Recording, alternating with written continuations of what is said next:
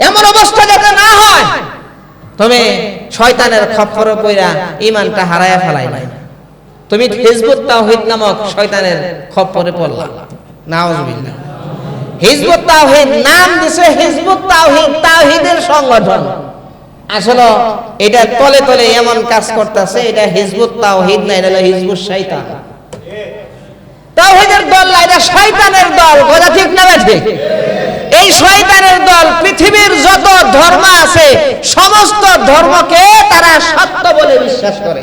সব ধর্ম সত্য। হিন্দু ধর্ম আপনি গ্রহণ করলে আপনি জান্নাতে যাবেন? নাউজুবিল্লাহ জুড়ে বলেন না কেন? এরা সব ধর্মের মধ্যে থাইকা এরা জান্নাতে যাইতে পারবো এই বিশ্বাস হলো হিজবুত তাওহীদের এই ইমাম। ইসলাম বলবে না, হলো হুজুররা ভুল কয়, ইসলাম বলা যাবে না, ইসলাম। ইসলাম পিটায় সাইজ করে ফেলানি দরকার। কথা ঠিক না ঠিক? সব ধর্ম পৃথিবীতে যে ধর্ম আছে সব ধর্মের মধ্যে থেকে জান্নাতে যাওয়া যায়, এটা হলো তাদের বিশ্বাস। জোরে চিৎকার দিয়ে বলেন নাউজুবিল্লাহ। আল্লাহ পাকের যে কালাম, আল্লাহর যে কোরআন, ডাইরেক্ট কোরআন বিরোধী এই কথা। আল্লাহ রাব্বুল আলামিন বলেন ইন্নাদ দীনা ইনদাল্লাহিল ইসলাম, আল্লাহর কাছে গ্রহণযোগ্য একমাত্র ধর্ম হলো ইসলাম। আল্লাহ বলেন একমাত্র গ্রহণযোগ্য ধর্ম ইসলাম। আর এই বেঈমানের দলেরা, এই কাফেরের দলেরা, শয়তানের দলেরা এরা বলতেছে অন্য ধর্মে থাইকাও। নাউজুবিল্লাহ। কোন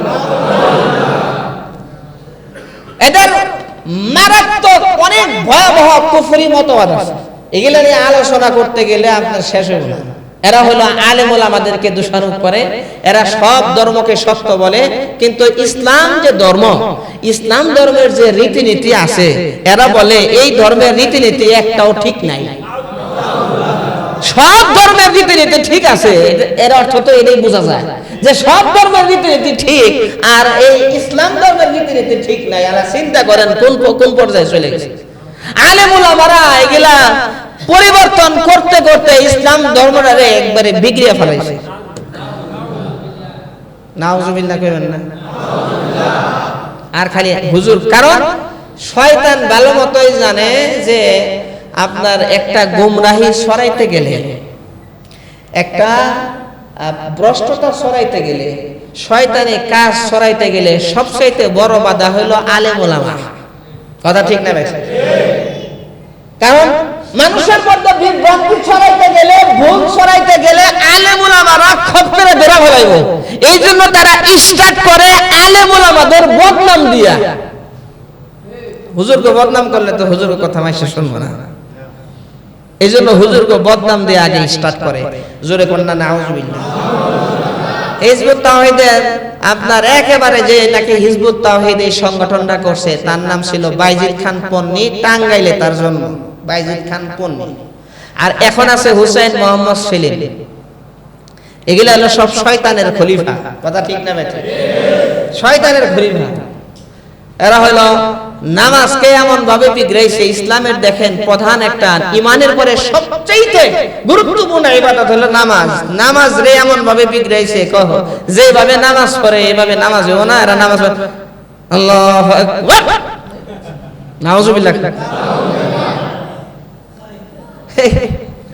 কি যে বিভ্রান্তি, কি যে ভয়াবহ অবস্থা। এই জন্য এই সমস্ত হিজবুত তাওহীদের খপ্পরে পইরা বহুত মানুষ, সহজ সরল মানুষ বুঝে না, এমন ভাবে ওয়াশ করে আর যুক্তি দেয়। যুক্তির নাম ইসলাম না। এটা বুঝতে হবে যে শয়তান এতই চালাকের চালা, মানুষদেরকে গোমরা করার জন্য শয়তান আগে করে কি আলেমদের থেকে আলাদা করে, বিচ্ছিন্ন করে, হুজুরদের থেকে আলাদা। হুজুররা ভালো না, হুজুররা খারাপ, হুজুররা অমুক, হুজুররা তমুক, এটা শয়তানের কাম। আগে বিচ্ছিন্ন করার পরে তারপরে মনে করেন এদের মাথায় যা ডালা হবে, ওয়াশ করা হবে, এটা সহজে গ্রহণ করবে। নাউজুবিল্লাহ করবে। এসে গেল হিজবুত তাওহীদ, বা এটা আসলে হিজবুত তাওহীদ, এটা হিজবুত শয়তান, শয়তানের দল। বোঝা গেল কি ভাই? শয়তান। আরেকটা বের হইছে বাংলাদেশে, এরা মস্ত বড় একটা ফিতনা ইদানিং হচ্ছে, আহলে কোরআন। এরা কোরআন মানে হাদিস মানে না। জোরে কন্যা নাউজুবিল্লাহ। হাদিস যে মানলো না সে রাসূলকে মানলো না, রাসূলকে যে মানলো না সে আল্লাহর হুকুম মানলো না। কথা ঠিক না? অসংখ্য অগণিত আয়াত আল্লাহ রাব্বুল আলামিন বলেছেন আতিউল্লাহ ওয়ার রাসূলা লাআল্লাকুম তুরহামুন। আল্লাহর রহমত পাইতে চাইলে, আল্লাহর দয়া পাইতে চাইলে আমি আল্লাহর অনুসরণ করো, আমার রাসূলের অনুসরণ করো। হাদিস ছাড়া রাসূলের অনুসরণ করব কেমনে? আমি একটা রেজি গাইলাম যাইছে ভাই খালি কোরআনের কথা কোন, আপনার টুপি নাই, দাড়ি নাই, কিছু নাই, কই গেলে দরকার নাই। জোরে কোন না হুজুর। আহলে কোরআন নাম দিছে আহলে কোরআন, এটা হলো আহলে শয়তান। নাম দিছে আহলে কোরআন, আসলে এটা আল্লাহ তাআলার কাছে আহলে শয়তান। এরা মানুষ তো বুঝে না, এইজন্য এই ফিতনা, এত যে ফিতনা হচ্ছে। হুজুর সাল্লাল্লাহু আলাইহি ওয়াসাল্লাম বলেন ইয়াকুনু ফি আখিরিজ জামান দাজ্জালুনা কাযাবুন ইয়াতুনাকুম মিনাল আহাদিস মা লাম তাসমাউ আনতুম ওয়ালা আবাউকুম। শেষ জামানায় এমন এক জামানা আসবে, বলে যে এরকম অনেক কাযযাবরা, মিথ্যাবাদীরা, দাজ্জালরা আসবে, এত ফিতনা ছড়াবে, এমন এমন কথা বলবে যা তোমরাও শুনো নাই, তোমাদের বাপ দাদারাও শুনো নাই, এরকম কথা তারা বলবে। কথা ঠিক না? ঠিক। এগুলাই তো হইতাছে। হাদিস যদি কেউ না মানে, কয় হাদিস এটা তো সহি হইতে পারে, গায়রে সহি হইতে পারে। আরে ভাই, সহি না গায়রে সহি এটা আলেম ওলামাদের কাম, তোমার তো কাম না। কথা ঠিক না? ঠিক। সহি হাদিস কোনগুলা, এটা উলামায়ে কেরাম মেহনত কইরা এটারে যাচাই বাছাই কইরা এটারে কোনগুলা সহি হাদিস, কোনগুলা জয়ীফ হাদিস, কোনগুলা বানানো হাদিস, এগুলা আলাদা করছেন উলামায়ে কেরাম। তাই বলে তুমি হাদিস ইমান মানা, হাদিস না মানলে তো কোরআনও মানতে পারবা না। কোরআন তো আর জিবরাইল আমিন আইসা তোমার উপরে নাযিল করে নাই। হাদিস যেভাবে আসছে পর্যায়ক্রমে, মানে হুজুর সাল্লাল্লাহু আলাইহি ওয়াসাল্লামের কাছ থেকে সাহাবায়ে কেরাম শুনছেন, সাহাবায়ে কেরামের কাছ থেকে তাবেঈনরা শুনছেন, তারপরে তাবেঈনরা শুনছেন, এইভাবে করে প্রত্যেকটা হাদিসের সনদ সূত্র সংরক্ষিত। আমার থেকে নিয়া আমার উস্তাদের নাম কি, তার উস্তাদের নাম কি, একবারে হুজুর সাল্লাল্লাহু আলাইহি ওয়াসাল্লাম পর্যন্ত নাম এখানে বইসা মুখস্থ বলে দিতে পারবো। এর আগেও তো কয়েকবার বলছি আপনাদের সামনে। এরা মনে করে যে কোত্থেকে আইলো না কেমনে কি, কিন্তু কোরআন এরকম। কোরআন তো হুজুর সাল্লাল্লাহু আলাইহি ওয়াসাল্লাম তেলাওয়াত করছেন, সাহাবায়ে কেরাম সংরক্ষণ করছেন, তারপরে তাবেঈনরা শুনছেন। একই ভাবে কোরআন আসছে, যেভাবে হাদিসও তো একই ভাবে আসছে। কথা ঠিক না? ঠিক। দুই দিন পরে তো তুমি কইবা কোরআনও মানি না। কথা ঠিক না? ঠিক। এগুলো হলো নতুন নতুন ফিতনা।